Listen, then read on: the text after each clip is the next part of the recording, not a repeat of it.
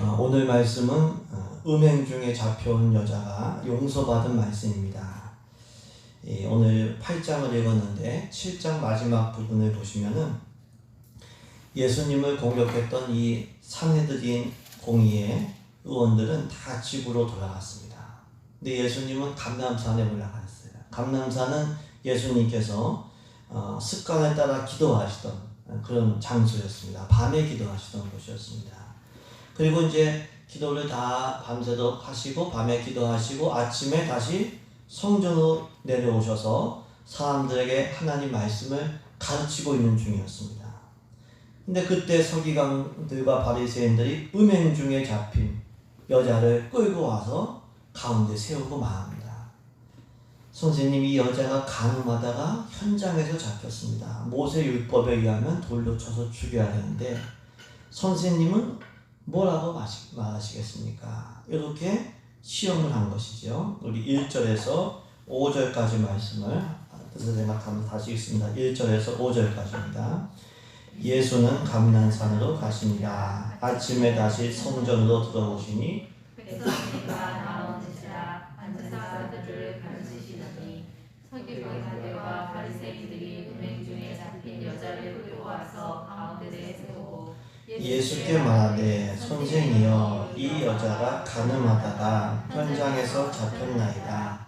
모세는 율법에 이러한 여자를 돌로 치라 명하였거니와 선생은 어떻게 말하겠나이까. 유대교 지도자들은 이 간음하다가 잡혀온 여자를 정죄하고 죽이려고 한 거예요. 돌로 쳐서, 이제 법대로 하면은 돌로 쳐서 죽이는 거죠.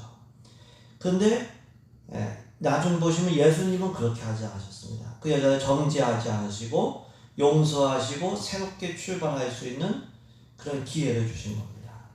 동일한 대상이었어요.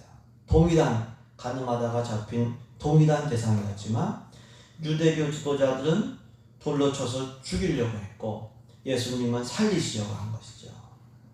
이를 통해서 동일한 사람도 용서하고 살릴 수도 있고 아니면은 정죄하고 죽일 수도 있음을 알 수가 있습니다. 사람도 마찬가지죠. 어떻게든지 정죄하고 죽이려는 사람도 있고 유대교 지도자들처럼, 또 반대로 예수님처럼 어떻게든지 살리려고, 용서하고 살리려고 하는 그러한 사람도 있게 되는 거죠. 우리는 어떤 사람들이 돼야 될까? 우리는 어떤 사람들이 돼야 될까요? 예수님을 믿고 따르는 우리는 예수님처럼 살아야 되죠. 용서하고 살리려고 해야 됩니다. 예수님처럼 죄인을 용서하고 살리려고 하면 우리가 이 미움의 감옥, 분노의 감옥에서 자유하게 돼요. 우리가 정죄하면은 일단 내가 미움과 이 분노의 감옥에 사로잡히게 됩니다. 내 마음이 편치가 않아요. 그리고 우리가 용서하고 살릴 때에 사람을 살리고 세우는 생명의 도구로 쓰임받게 되는 거죠. 우리가 선택할 거는 바리새인들처럼 정죄하고 죽이는 사람이 아니라 예수님처럼 용서하고 살리려는 사람이 돼야 되죠. 우리가 그런 사람들 되기를 소망합니다. 어떻게 하면 용서하고 살릴 수 있을까요? 예수님께서 감난산으로 가셨다. 1절에 말씀하고 있는데요. 예수님을 공격했던 이들은 다 각각 집으로 돌아갔어요. 근데 예수님은 감람산에서 기도하신 거예요. 밤에 기도하시고. 기도를 통해서 하나님과 교제하시니까 하나님의 사랑이 이게 충만해진 거죠. 그러니까 사랑하니까 용서가 되고 살리시는 거죠. 근데 서기관들과 바리새인들은 그렇지가 않은 거예요. 이 사람들은 미움이 가득하고 시기가 가득 차고 있기 때문에 사람을 정죄하고 죽이려고 하는 거예요. 특별히 죄 지은 사람들은 기회를 맞는 거죠.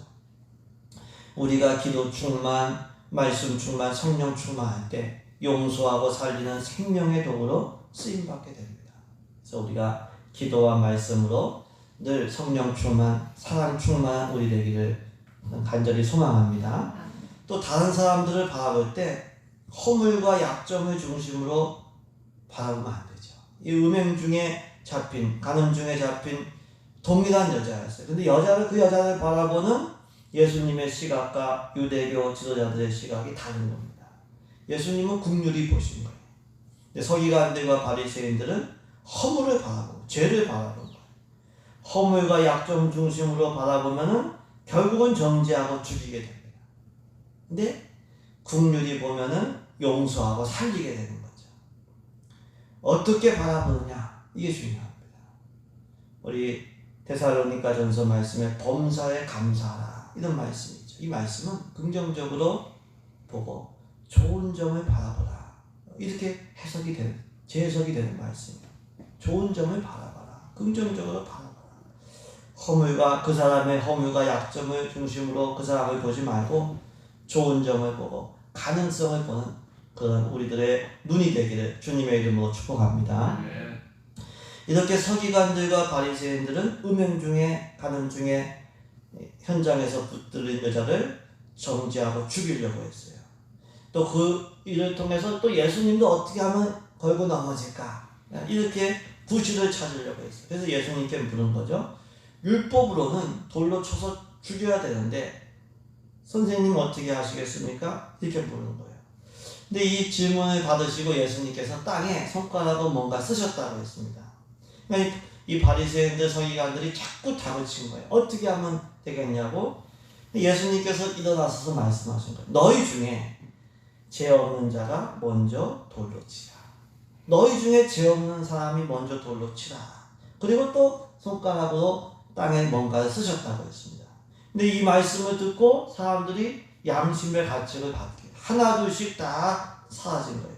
예수님과 여자만 남았다고 말씀하고 있습니다. 우리 6절에서 9절까지 말씀을 같이 읽습니다. 6절에서 9절입니다.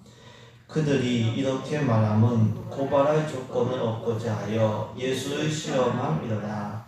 예수께서 몸을 굽히사 손가락으로 땅에 쓰시니 그들이 묻기를 마지 아니하는지라.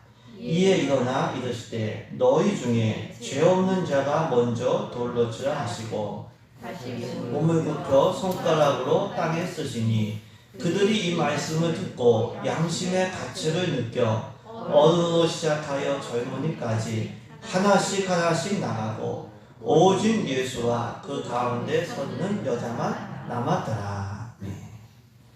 너희 중에 죄 없는 자가 먼저 돌로 치라. 이 말씀에 하나둘씩 다 떠난 거예요. 왜 그랬을까요?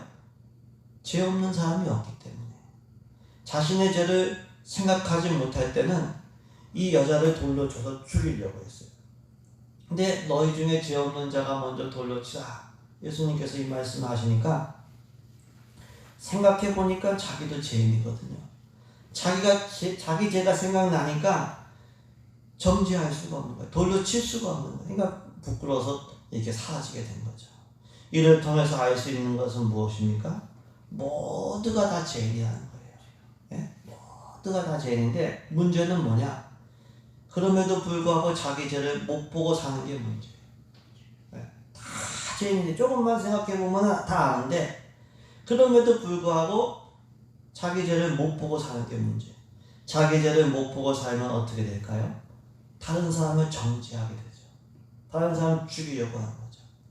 자기 죄를 알고 자기 죄를 깨달은 사람은 회개하고 하나님 용서해 주세요.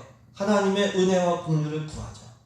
다른 사람들, 죄진 사람들 죄인을 볼 때도 긍휼히 여기는 거예요. 왜? 자기도 죄인이고 그걸 알기 때문에. 근데 많은 경우에 문제는 뭐냐면은 자기 죄를 못 보는 거예요. 이게 눈이 밖으로 나가 있기 때문에 자기를 돌아보면서 자기 죄를 회개하기보다는 다른 사람의 허물이 보이고 다른 사람의 죄가 이게 정죄하기가 쉬운 거죠. 그래서 우리가 의식적으로 하나님 말씀 앞에서 우리 자신을 돌아보면서 회개하는 시간을 반드시 가져야 돼요. 성경을 읽고 말씀을 듣고 그러면 성령께서 빛을 비춰주셔서 내가 죄인이구나 이게 깨달아지는 거죠. 하나님 말씀을 거울로 삼아서 자신을 돌아봐야 됩니다. 그럴 때 함부로 다른 사람을 정죄하지 않게 되는 겁니다. 십자가도 마찬가지입니다. 우리가 십자가를 바라보면서 무슨 생각을 할까요? 오늘 아침에 로마서 5장 8절 하나님이 이 죄인을 위하여 죽으신 것이 십자가에서 죽으신 것이 하나님의 사랑을 확증하셨다고 했어요. 그러니까 십자가는 하나님께서 나를 용서하시고 사랑한다는 확증이죠. 근데 동시에 십자가는 예수님께서 죽으실 만큼 내 죄가 그만큼 크다는 또 다른 증거입니다. 그런 거 십자가를 바라보면서 내 죄를 깨달아야 돼요. 네. 근데 그것도 안 돼요, 사실은. 예. 십자가 바라보면서 멍하니 바라보만 있지 내 죄를 모르는 거예요. 예. 죄는 영적으로 속임을 만들기 때문에 예. 그래서 우리가 하나님의 은혜의 빛 가운데서 우리 자신이 죄인인 것을 깨닫고 살아가는 은혜가 있기를 소망합니다. 말씀과 십자가 앞에서 자신의 죄를 보고 겸손히 살아가는 은혜가 우리 모두에게 있기를 주님의 이름으로 축복합니다. 이처럼 예수님은 죄 없는 자가 먼저 돌로 치라 이렇게 하셨어요. 그러니까 이제 정신이 번쩍든 거예요. 어른으로부터 젊은이까지 다 하나씩 떠나고 예수님과 여자만 남았습니다. 예수님께서 일어나셔서 아무도 여자 외에 없는 것을 보시고 물으신 거예요. 너를 고발하던 자, 너를 정죄하던 사람이 어딨냐? 한 사람도 없냐? 여자가 네 그렇습니다. 예수님이 말씀하신 거예요. 나도 너를 정죄하지 아니하노니 나도 너를 정죄하지 아니하노니 가서 다시는 죄를 범하지 말라. 우리 10절부터 11절까지 우리 같이 읽습니다. 10절부터 11절까지입니다. 예수께서 일어나사 여자 외에 아무도 없는 것을 보시고 이르시되 여자여 너를 고발하던 그들이 어디 있느냐 너를 정죄한 자가 없느냐 대답하되 주여 없나이다. 예수께서 이르시되 정죄하지 아니하노니 가서 다시는 죄를 범하지 말라 하시니라. 아멘. 예수님은 음행 중에 가늠 중에 잡힌 여자에게 나도 너를 정죄하지 아니하노니 이렇게 말씀합니다. 예수님은 여자의 죄를 정죄하지 않고 용서하신 거예요. 여자를 죽이지 않고 돌로 쳐서 죽이지 않고 새롭게 출발할 수 있는 기회를 주신 겁니다. 그런데 또 정죄하지 아니하노니까지만 말씀하신 게 아니라 그 뒤에 또 다른 말씀하셨어요. 가서 다시는 죄를 범하지 마라. 죄인을 용서하시고 새 출발하게 하셨지만 뭐라고 하셨냐면 죄를 다서는 범하지 마라. 죄를 금하신 거예요. 이를 통해서 알 수 있는 것은 무엇입니까? 예수님은 죄인과 죄를 구별하셨어요. 우리도 마찬가지입니다. 죄인과 죄가 구별이 돼야 돼요. 그래서 구별해서 죄인은 살리고 죄는 없어지게 해야 됩니다. 죄는 거부해야 되는 거죠. 구별할 수 있는 은혜가 있기를 소망합니다. 사랑은 뭐냐면은 사랑은 죄인을 용서하고 새 출발하게 해주는 거예요. 그게 사랑인 거예요. 하나님께서 우리를 사랑하셔서 십자가의 은혜로 우리 죄를 용서하시고 우리를 용서하시고 새 출발하게 해주신 줄로 믿습니다. 예수님의 우리를 죽으심으로 대신 죽으심으로 우리는 용서받고 새 출발을 한 겁니다. 하지만 그렇다고 해서 우리가 예수님 십자가 의지하면서 맘 놓고 죄 짓느냐? 그건 하나님 뜻이 아니에요. 그건 하나님.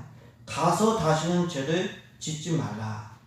하나님은 우리를 용서하셨지만 우리의 죄를 용납하신 건 아니에요. 구별하신 거예요. 죄인과 죄를 구별하신 거예요. 죄인과 죄를 구별할 때에만 죄인을 용서할 수가 있습니다.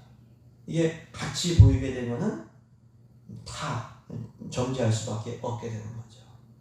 그러면 왜 가서 다시는 죄를 범하지 말라고 하셨을까요? 그건 역시 우리를 사랑하시는 말씀입니다. 왜? 죄를 계속 지면 결국 그 죄로 인해서 사망과 지옥에 이르기 때문에 죄를 다시는 범하지 마라. 이렇게 말씀하신 거예요. 그래서 우리는 죄는 용서하되 죄는 용납하지 말아야 돼요. 그게 사람을 살리는 길이에요. 용서하는 것도 살리는 길이고 죄를 거부하는 것도 그것도 그 사람을 살리는 거예요. 죄를 버리게 하는 것도 그 사람을 살리게 하는 거예요. 죄인은 용서하되 죄는 거부하는 우리 되기를 소망합니다. 그런 눈이 열리게 예수님의 이름으로 축복합니다. 그럼 어떻게 하면 죄인을 용서할 수 있을까요? 우리 힘만으로는 죄인을 용서할 수가 없습니다. 우리 힘으로는 원수를 사랑하고 박해하는 자를 위하여 기도할 수가 없어요. 용서하려면은 하나님의 사랑이 우리 가운데 충만해야 되죠.